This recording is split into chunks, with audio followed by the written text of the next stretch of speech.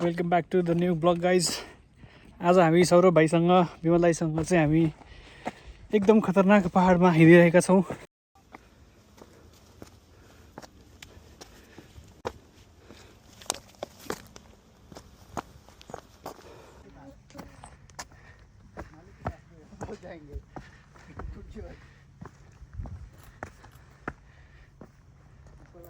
हाम्रो विमल दाइ खतरोको खेलाडी अगाडि गइरहनु भएको छ र हाम्रो सौरभ भाइ पनि यहाँ हुनुहुन्छ।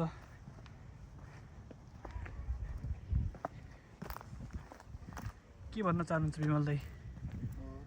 एकदमै राम्रो छ त्यो।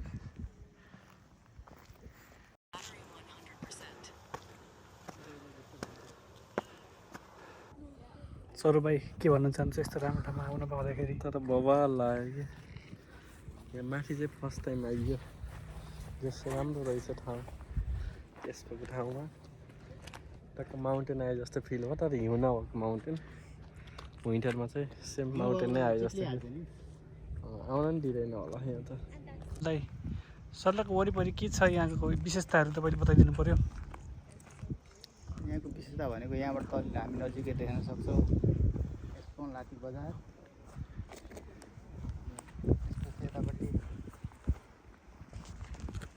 सौका एस्पोको सी साइड यता देख्न सक्नुहुन्छ। वहाँ टाढा टाढा देखिन्छ। दुई प्राङ्गी पनि आउँदो रहेछ।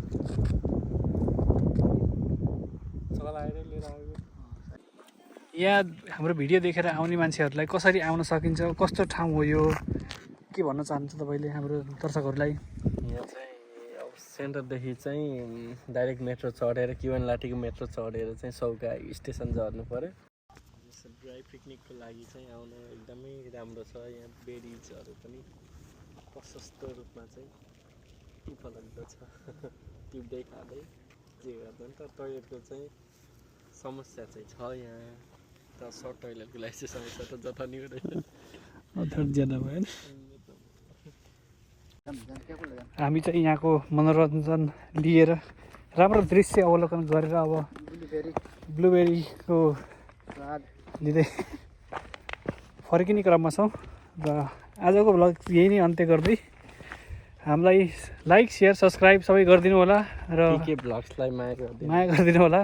तर पिके ब्लग्स किन रिमुभ गरिदियो अस्ति? पिके ब्लग के थियो? खै त्यो माया गरिदिनु भनेको त त्यो काटेर अर्को राखिदिनु। त्यो के भएको भन्दाखेरि यसको मैले क्यामेरा के अरे यो उसबाट चस्माबाट खिचेको थिएँ नि त।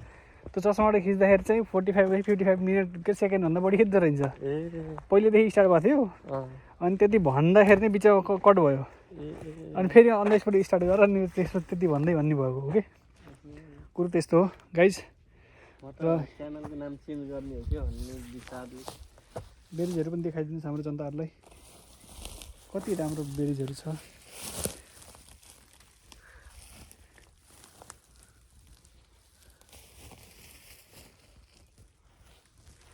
ल आजको ब्लग यही नै अन्त्य गर्दै लाइक सेयर सब्सक्राइब गरिदिनु होला। जय जय होस्।